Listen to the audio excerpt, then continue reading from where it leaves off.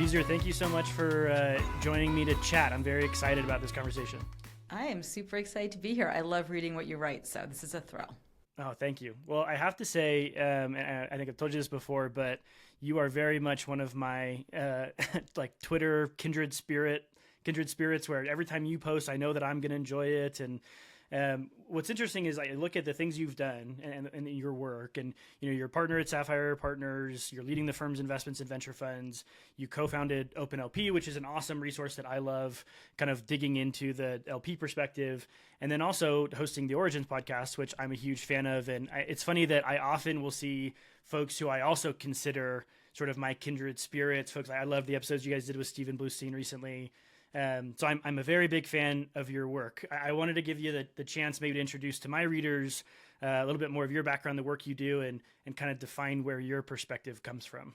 Sure. Oh, gosh. I have to say, thank you for the compliments. I'm so glad to hear that. That is just so awesome. Just warms my heart. I think the thing that's interesting, besides the fact that I'm probably old as dirt, is that I've been in financial world since 94 and venture since 2000. And I offer that because I really start to see, like, you're like, oh, it goes in cycles. And things are new, like AI is new, but there's something about this wave that's really familiar to other things. And I appreciate the wisdom that gives. And I didn't have that perspective for a long time, and everything felt much more tense and dramatic. And it's not that things aren't dramatic, but the world really does kind of rhyme. And it's interesting. I really am enjoying what I'm doing right now because I feel like I freak out a little bit less. Yeah. Well, I think it's what's most valuable to me is that, so I've been investing for 10 years where it feels like it's been long enough. And honestly, the last couple of years, it feels like I've been through 6 or 7 cycles. I feel exhausted. But it really is like, I appreciate so much that history and evolution, because as it might feel like it takes a really long time, but you don't have to go back that far to make that realization that these cycles happen. But there is very much a head in the sand dynamic of the participants of this market where they're almost actively trying to avoid the fact that it goes in cycles, which is infuriating for me. Yes. Oh, we could totally geek out on this. I would say that yes. And I started my career in 2000 in New York in venture. So hit the wall really quickly in 2001. So started with a drop off, which again, like this, like you learn a lot in downturns, and they suck. We all got laid off. Like there's bad parts. But it's really educational, and it does make me really wonder why people don't do more research, even on macro trends and the implications. Clearly, I'm a liberal arts major, but I think it's really appropriate for venture because a lot of what we do, there's a lot of counter forces in the greater world that people are ignoring that really play out, like interest rates and little things that have got nothing to do with technology innovation, but impact a lot of what happens on fundraising. Well, and I want to, that's a good segue into the thing that I really would love to dive into you with. And you and I have traded notes about this back and forth, but this is something that I feel like it certainly rhymes. And there are these things like, for example, there's another sort of close mentor of mine that I really appreciate, Adriana Ma at Index.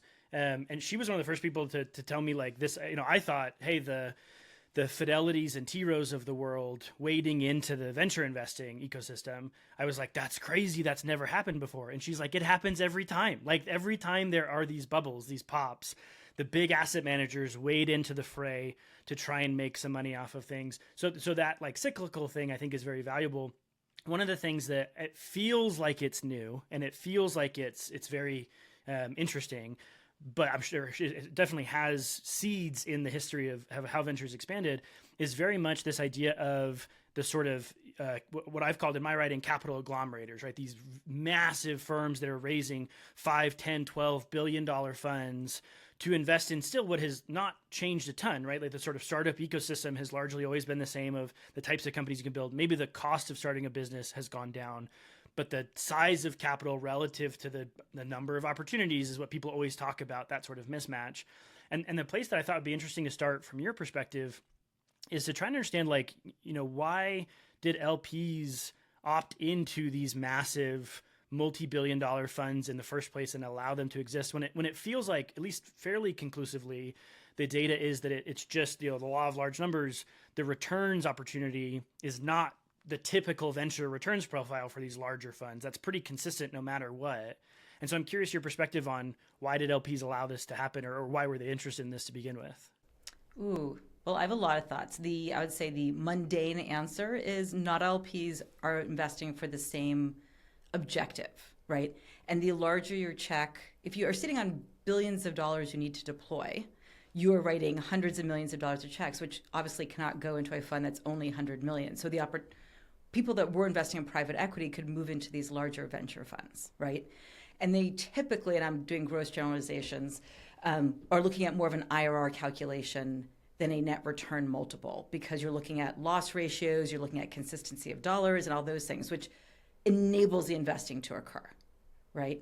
You also have the fact that, back in the day, you just didn't have the same opportunity set in technology. So if you wanted to invest in software eating the world or technology everywhere, I don't know if people had to solve the same challenge you have now. And if you're a fund that wants to raise billions of dollars and there's this intersection of I can do it and people will give me money, people are people. Like, why would you not? You saw this in private equity, which is the closest comp, right? The fund started small and now a fund could be 20, 50 billion. And we're still not that big in venture, but you have this history. And then I'm going to say something which is the most interesting part. I heard somebody say this to me about why they invested in some of these big funds, and it wasn't your IRR answer or I want to co-invest and write a $200 million check in the next big company. It was, there are only so many great investors in venture, and this might be the only way I can access them. And I agree with there might not be that many great investors, which is a sad-ish comment. I think everyone has the potential, which is my optimistic view. But I get their conundrum, which is if this fund has somebody who's been proven to be brilliant and they're raising billions of dollars, do you make that bet because that's where they are? I just think that's the most interesting comment that I heard somebody say, because I quiz the large check writers whenever I can because I find it equally fascinating. So interesting. I also think that is an interesting play on the trend that we've been seeing. I wrote about this a few weeks ago about venture capital unbundled, where we're seeing this trend of you have sort of very large platforms. And I've written before about this idea of it felt like you've kind of moved into those things really crystallizing into these sort of almost feudalistic firms where they're really big and they have the China team or the deep tech team or the fintech team or whatever, all these big, sub empires or whatever. It feels like you're seeing more breakouts of folks breaking off these platforms. And it's difficult to obfuscate because for sure, some of it is people talk about VCs jumping seats and it's layoffs, it's performance, it's size, whatever. But I think if you isolate it down to a handful of cases, there are folks who I would argue are pretty exceptional investors. One of them being Mike Volpe, who I worked with at Index, I think is phenomenal. And there is something about the experience of working in a massive firm that does not sit well with some of these people, and that's just not how they want to do business, and so they split out. And so potentially the argument you could make then to those check writers is, okay, well now you have although Mike is cutting us all out a little bit where he's really just taking his own money and his family and friends' money and stuff rather than raising institutional dollars, but there's a lot of folks who are pretty good investors starting new firms. Do those check writers, do you think, turn to that and say, oh, awesome, this is a better way for me to get exposure to some of these exceptional investors? Or are they still kind of hiding behind other excuses? They say, that's awesome, but at the end of the day, I still need to put $100+ million to work into a big fund or whatever? I always hate it when I say both, but the answer in this is both because I can think of examples. If Mike was, for example, raising $1 billion vehicle and taking external capital, then people that needed to write large checks could follow him. Otherwise, what you do see a preference amongst institutional LPs, and again, this is a gross generalization, for the spin-outs, because they're looking for the obvious, which is, has someone proven they can find a unicorn, for lack of a different word for it, find ones that not only came up in private but also exited, and there's a bit of a time function of that, which is just unfortunate but true. So if those folks spin out, then you do see a lot of the emerging managers that get raised quickly. There's usually an element of experience that's there because they know LPs. LPs can look at their track record. There's proof points. What's a lot harder for institutional LPs that don't have the internal bandwidth to process is trying to figure out the people that haven't proven it yet but could. Because, right, if you're managing billions of dollars and you have a team of however many and you're doing fixed income, real estate, data centers, international stuff, private equity, and then venture is not going to be the majority of what you're doing. and digesting all the funds out there and the thousands of new ones. Like that's just a tall order. And a lot of people just literally just can't do it. So they don't. And it's also, it begs the question too. And I think that, I think Samir at Allocate has made this point really well, where you talk about like these firms as they kind of bifurcate into their different strategies based on size, focus, geography, whatever. What doesn't seem to have translated is that these firms are actually offering effectively different economic instruments. Like you're going to get a very different equation from this versus this versus this. But recently I had a conversation with Trace Cohen where I talked about this, where it feels like the problem that we have is that the reality is that the different funds, the different LPs who are writing different checks, the different founders even, right, where you have some companies, I've called them capital absorbers, but these companies that want to raise just exorbitant amounts of money. That is one way of building a business, and maybe in some cases that's the right way to build that business. In other cases, you have a Zapier who doesn't need to raise exorbitant amounts of money to be still really successful. But you have the loudest voices pulling everybody in the direction of saying, hey, this is all one equation. And it's you want to raise the biggest funds, write the biggest checks into the biggest companies that are burning the most capital. That's the loudest vibe. In reality, it feels like we should be separating out that there's almost different sub-strategies within venture. Why don't we do that? Why don't LPs think about fund investments that way? Why don't VCs think about themselves as a different vehicle than maybe a capital agglomerator or whatever? It's funny. I was having this conversation about kind of linguistics or nomenclature. I'm not sure which is the more appropriate word. And you see it again in private equity where you have mid-market, lower buyout. Like I don't even know all the different terms because people have sliced the cake in so many layers. And we haven't really done that yet in venture. And I don't have a good answer, except I think it goes back to there needs to be enough of a mass movement to accept a term. And outside of early in growth, I just don't know if there is enough, because on just a number of people count, it's just such a small industry, relatively speaking, and the dollars are still small. And if you're looking at some of these very large private equity shops, the difference between seed and pre-seed and growth, I mean, it's different, but it's you got to really get your microscope out in some level. So I think all of that blends into it. But I would say for folks like us at Sapphire that focus just on venture, we see the gradations very distinctly. And the other thing that comes to mind when you're talking is I've just become very present to me over the last, 2 years, of the importance of thinking for yourself, which sounds like a really banal comment. And people call it first principles, but I think it's more important than ever because it is really easy to get sucked into the hype cycles, the ability to self-promote. And I take advantage of it too. We all do, right? But given the fact that we now have a zillion channels and a zillion ways of talking, just because the voice is the loudest doesn't make it the smartest or the most thoughtful or the best or the right one for your strategy. And it's just becoming more and more clear to me when looking at managers who's thinking for themselves and who isn't. It doesn't dictate great performance, but at least you can have a real conversation. I have written before about this idea of like, so I talked about the unbundling of venture capital. The next piece I wrote when I first started writing 3 years ago was the productization of venture capital. And I've been wanting to write this piece about what it means to build a product-led venture firm. And what it doesn't mean is building the AI bot that you put in the metrics and it spits out a yes or no investment answer.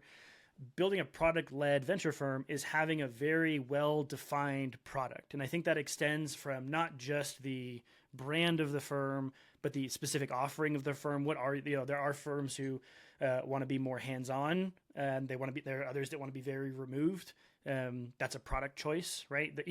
All the way down to the economic returns, right? You're saying, hey, we're willing to take a lower return threshold because we're solving for different outcomes, whether that's LPs being able to park larger dollars, taking bigger swings, right? We're going to push the power law to its extreme, and 99% of our companies will be failures because we believe the one will be the generational companies, whatever it is. That building a product-led venture firm can be a really powerful way to define what you do. But and I think that goes right in line with what you're describing, which is think for yourself, like define your own product, and you should be willing to say, hey, that's not a fit for us. I think that most firms have fallen into the trap of, anything can be a fit for us if it's hot. Like it doesn't matter what it is. If we need to, it can fit into our mental model. There needs to be more VCs who are willing to say, hey, that's not a fit for our model, because that actually doesn't need to be as capital hungry a business as we want to invest in because we need to put more follow-on dollars to work and things like that. Like that feels logically to me like a valuable exercise. The argument is, I think that to your point, like, you know, I don't know. I think VCs are very broad generalization, which also includes myself and kind of crapping on myself a little bit. But I think the VCs really struggle with getting outside of the herd mentality, right? One of my friends called it the bubble brains of Silicon Valley.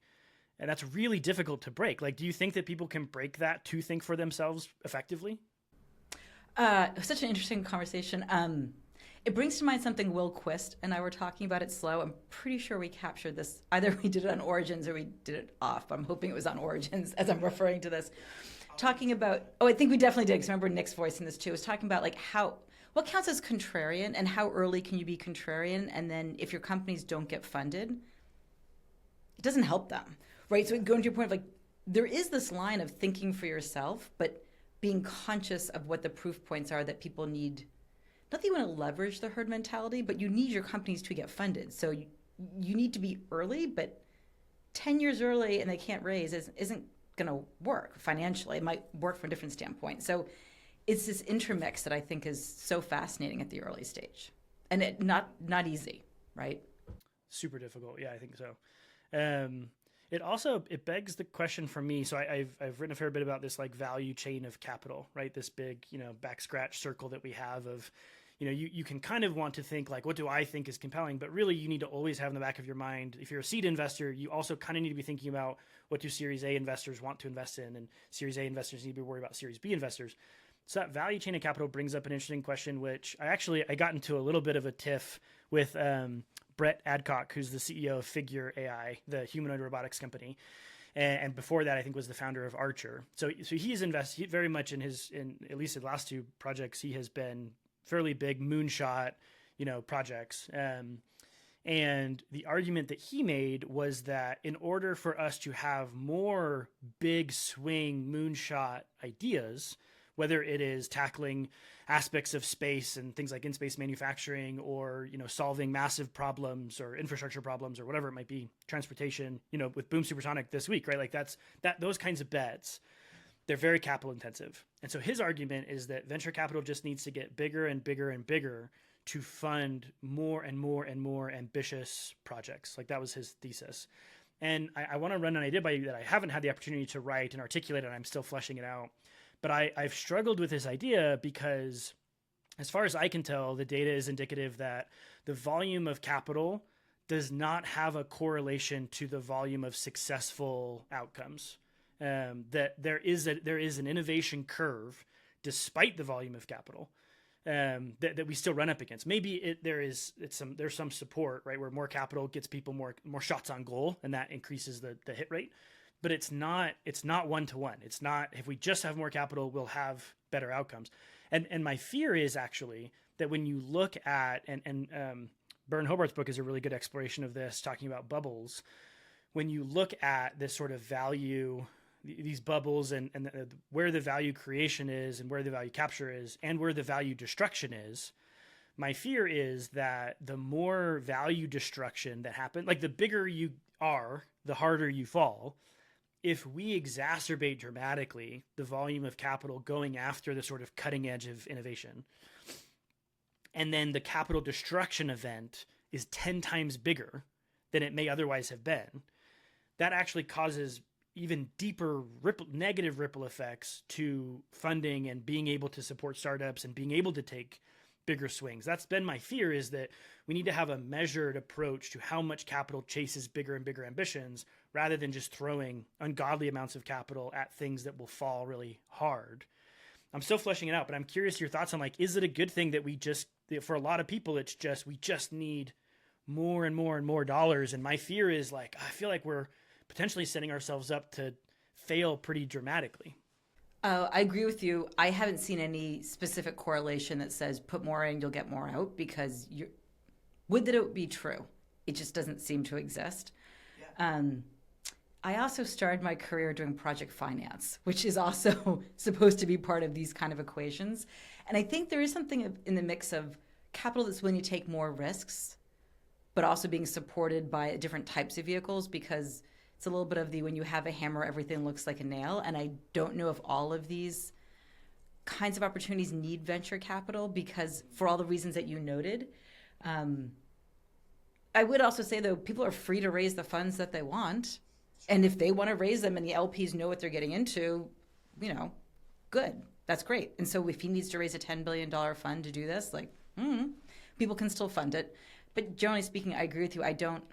I'm all about capitalism as a form of solving innovation and being productive. I just don't think anyone has a lock on one way of doing it. And there's just no guarantee. I'm with you. And I'm also, what's going on in the back of my head is one of the ideas everyone grew up in venture is that, a third of your fund will be a loss, a third will be sort of meh, but fine, and then a third is really outperforming. And what you're talking about sounds like, no, it might just be one, which, again, if it works is great, but then it forces the size of these exits, which, candidly, we're just not seeing. I mean, you can see all the secondaries that are going into SpaceX and sort of the comp I assume he's using, but that's a comp of one. I mean, it's a comp, but it's not a lot of data points. Yeah, totally. Well, it doesn't even. It's really hard to make a trend, right? Like one data point, a trend does not make, right? Like, and certainly there are other instances you can point to of businesses that have been built in this way that have been successful, but not a ton.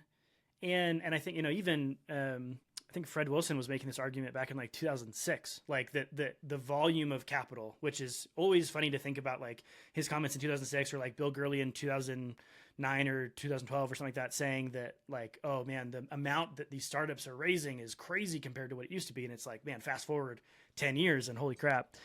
But to your point, like the market cap that needs to be created to justify, and people will point to like, NVIDIA and Google and Amazon and whatever.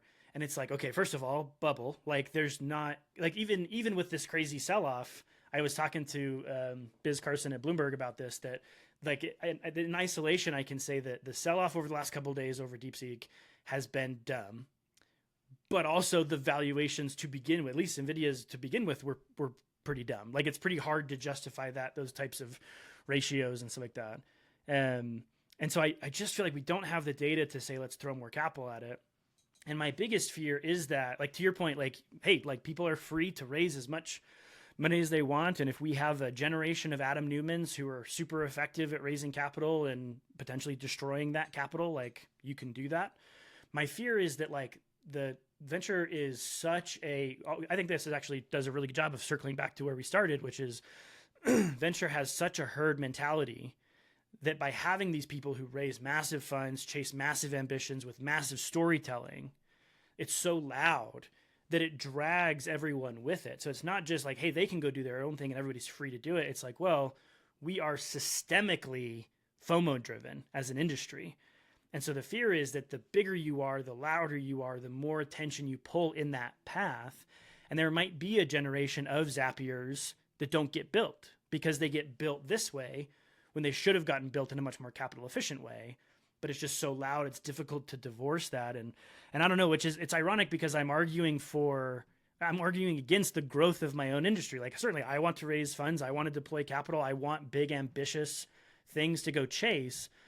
But my fear always comes back to like, is getting so big and so loud that it's going to set us up to fall much harder. And maybe we bring this back to like the LP perspective, to your point, like, hey, LPs know what they're getting into. How, and you can speak as cautiously as you want to about this, but how much do you feel like LPs really do understand the sort of trickle down effects of capital agglomerators and how much attention these massive funds is causing in the industry? Well, the fair answer is it probably depends on the LP. If it's all that you do and you're focused on venture, I think we need to know what we're doing and to spend time and understand it. If you only do it as a piece of what you're doing and it's not as maybe mission critical, I understand why you'd spend less. I think what you're trying to get at, or maybe I'm putting words in your mouth, is this eroding the returns of the industry? And are the LPs sort of funding their own return demise? Yeah, it's a good way to say it. Yeah, totally. And it's for everybody, right? It's not just, I mean, the LPs returns for sure struggle, but the founders, the employees, the VCs themselves, like we all sort of set up this ecosystem that makes it that much harder for any of us to succeed. I agree. I do have some concerns about, because you hear people saying it so much that as an LP, you can't get inside every company, so you have to take some things as truth when you hear it. That it is, and I also get it from the dirty little secret is at one point I looked at getting a PhD in organizational behavior because I'm pretty fascinated about how organizations work. So I understand how if you put too much money in as humans, we might not always make the best decisions. Way oversimplification, but it's true outside of venture. It's true everywhere. If somebody gave me $100 million tomorrow, I might be likely to do some stupid shit, right? I might put a slide in the building or whatever I'm going to do. So I understand how that could erode the value of the companies, and coupling that with this, we don't have to exit. We can stay private forever. Even if you're going to get a adequate-ish exit, if these things take too long, it's the other side of the equation, which is compounding the challenge.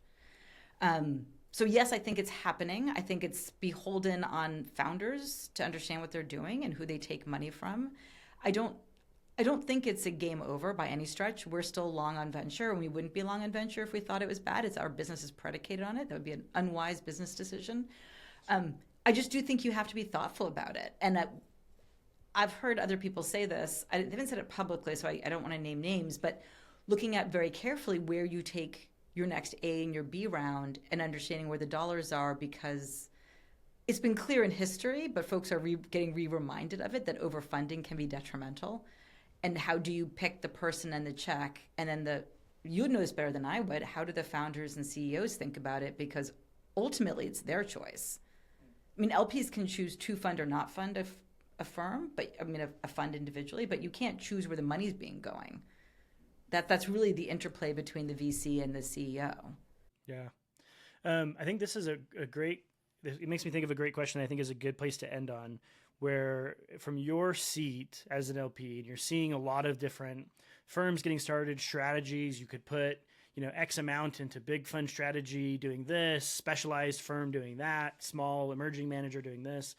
Where do you think is the most compelling opportunity, maybe more broadly, right? We don't have to get into the nuts and bolts of like specific return, that's driving, but just generally when you think about, hey, if you were to hear about a new fund getting started based on strategy, geo, size, whatever, what do you think would make you most excited or seem to be most compelling? Well, so I'm going to start this with a preface. We believe as an LP, boring is beautiful, and that you want your LP to show up every day and think the same thing. And so we do this, and we've been doing this since day one. So we do early stage venture, which is usually Series A and down. And that's because we underwrite at a minimum exposure to a 3x net. And if you could do that consistently in a $10 billion fund, rock on. I have zero issue around it. It just hasn't been true. Again, mostly because of the exits. So if exits come back and they're that size, we'll have to shift. And then if it's earlier, say seed, we look at a 5x net because we think that's appropriate for the risk return. I got to tell you, that filter alone, we'll look at bring it and we'll look at those filters. In GeoWise, we're US, Europe, and Israel because we're only so many people and can get on so many planes. I've invested across the globe in past lives. I see the opportunity sets, but those are the ones that we focused on for our work. Amazing. But we're saying like that we believe in the possibility there. So we put our money where our mouth is, I guess. I love it. No, and it's such a good metric where it's like really like, whatever you think you can do successfully within those parameters, like that's a solid returns driven strategy that I love. And I don't think we see enough of. So I appreciate you guys fighting the good fight for us out there. And Beezer, thank you so much for having this conversation with me. I'll link to your Twitter, to the Origins podcast, OpenLP, where folks can find you. But thank you so much. Oh, thank you. I love it. And keep writing. I love reading everything you write. I sit down and I'm like, oh, it's going to be great. I can't wait. Oh, thank you so much. I appreciate it.